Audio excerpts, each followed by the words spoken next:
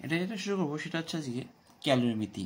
তা ক্যালোরিমিতির বইতে দেখি একটু প্রথমেই যেটা রয়েছে সেটা হচ্ছে ক্যালোরিমিতি কোন কোন বিষয়ের উপর নির্ভর করে। তিনটে জিনিসের উপর নির্ভর করে: তাপমাত্রা, ভর আর উপাদান।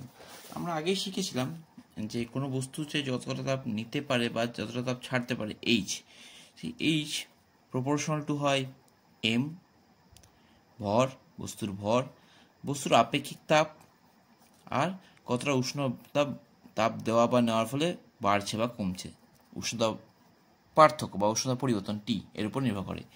তো এখান থেকে একটা ধ্রুবক নিয়ে সেই ধ্রুবকের মান 1 করে দেখানো হয়েছিল যে এইচ ইকুয়াল টু হয় হচ্ছে আসলে এমএসটি বা এমএস থিটা লেখা হতো। উষ্ণতা বাড়লে হচ্ছে এই সূত্র, আর যদি অবস্থার পরিবর্তন হয় সেখানে তো তার উষ্ণতা বাড়ে না, তখন এইচ ইকুয়াল টু হয় হচ্ছে এম ইন্টু এল, ভর এল মানে হচ্ছে লিন তাপ। এই হচ্ছে আমাদের বিষয়। এবার আমাদেরকে যেটা পড়তে হবে এরপরে, এটাই হচ্ছে আমাদের দুটো সমীকরণ। এরপর আমাদের যেটা পড়তে হবে সেটা হচ্ছে এখানে একটু এই যে আপেক্ষিক তাপ, ঠিক আছে? আপেক্ষিক তাপ কোনটা জানো? এই এসটা হচ্ছে আপেক্ষিক তাপ। তাহলে এস মানে কি? H by M T. একক কী হবে? উপরে ক্যালোরি, নিচে হচ্ছে, তাহলে এটা হবে গ্রাম, উপরে উঠলে গ্রাম ইনভার্স, আর ডিগ্রি সেলসিয়াস উপরে উঠলে ডিগ্রি সেলসিয়াস ইনভার্স। এই হচ্ছে তার একক হবে, ঠিক আছে? আর যদি এসআই সিস্টেম করা হয় তাহলে ক্যালোরিটা হবে জুল, গ্রামটা হবে কেজি ইনভার্স, আর ডিগ্রি সেলসিয়াস হবে কেলভিন ইনভার্স। এই সম্পর্ক কি? 1 calorie gram inverse degree Celsius inverse equal to হয় হচ্ছে 4186 joule KG inverse kelvin inverse. এটা আসলে ওই যে ক্যালোরি থেকে জুলের যে ছিল না 4.2 মানে বা 4.186, ওইটা থেকে এসছে, ঠিক আছে? আর কেজিতে গ্রাম করতে এই 1000 দিয়ে গুণ হতে এটা চলে এসছে, 1000 দিয়ে গুণ করতে এটা চলে এসছে। তো এই হচ্ছে আমার সিজিএস এর সাথে এসআই এর সম্পর্ক। এটা আসে হচ্ছে এই যে জি এর মান 4.2 যেটাকে লিখতাম তার অরিজিনাল ভ্যালু তো 4.2 না 4.186 মতো, সেইটাকেই দিয়ে করতে চলে আসবে, ঠিক আছে? এই ক্যালোরিটাকে গ্রাম, গ্রামটাকে কেজি, কেজিটাকে এই ডিগ্রি সেলসিয়াস তো কোনো সম্পর্ক নেই, ক্যালোরিটাকে গ্রাম জুল আর গ্রামটাকে কেজি করলেই এটা চলে আসবে। তো এটা আমাদের লাগবে। আচ্ছা, এরপরে আমাদের যেটা লাগবে সেটা হচ্ছে এখানে রয়েছে তাপগ্রাহিতা বা আপেক্ষিক তাপ, ঠিক আছে? তাপগ্রাহিতা বা তাপ ধারকত্ব, সরি আপেক্ষিক তাপ নয়, তাপগ্রাহিতা বা তাপ ধারকত্ব কি জিনিস বলছে? যদি কোনো বস্তু উষ্ণতা, তাপগ্রাহিতা কি জিনিস হচ্ছে তাপগ্রাহিতা, বলছে যদি কোনো বস্তুর টেম্পারেচার 1 ডিগ্রি বাড়ানো হয় তাহলে সেক্ষেত্রে যতটা তাপ লাগে, তার মানে কি 1 ডিগ্রি বাড়লে টিটা 1 হবে, উষ্ণতা বৃদ্ধি কত 1, এমনিতে সূত্র হচ্ছে এইচ ইকুয়াল এমএস টি, তাহলে এইচ ইকুয়াল কত আসবে এমএস।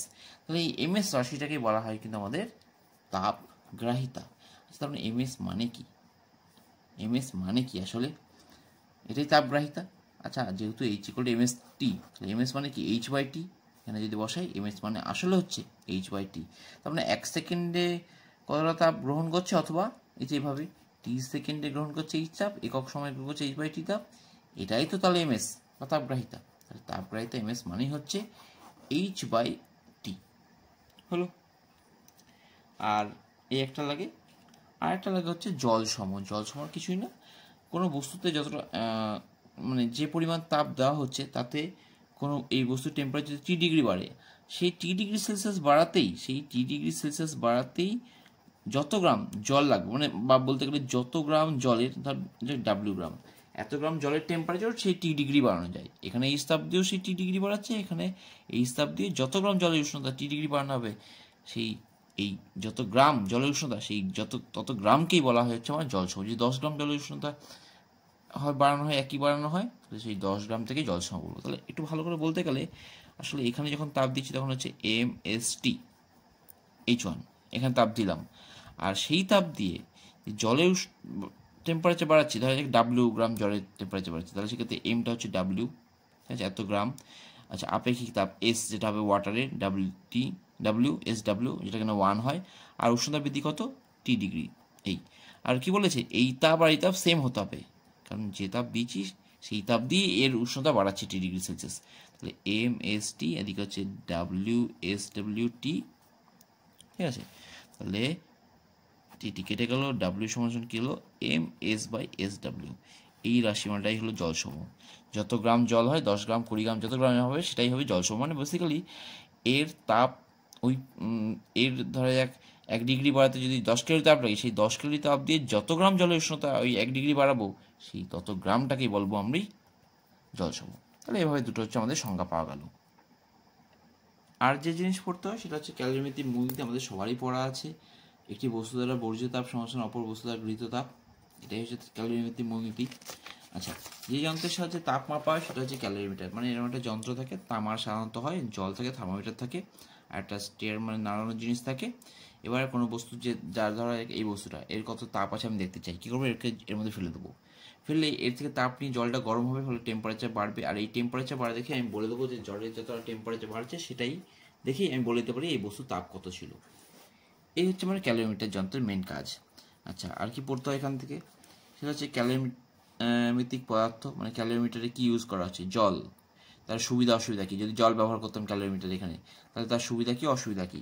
অথবা যদি অন্য কোনো তেল জাতীয় জিনিস ইউজ করা হয় তাহলে তার সুবিধা অসুবিধা, এই কটা জিনিস শুধু পড়তে হয়, ঠিক আছে। আর এখানে একটা অ্যানিলিন আছে। বর্তমানে ক্যালোরিমিত্রিক পদার্থ হিসেবে অ্যানিলিন সৃষ্টি হয়েছে।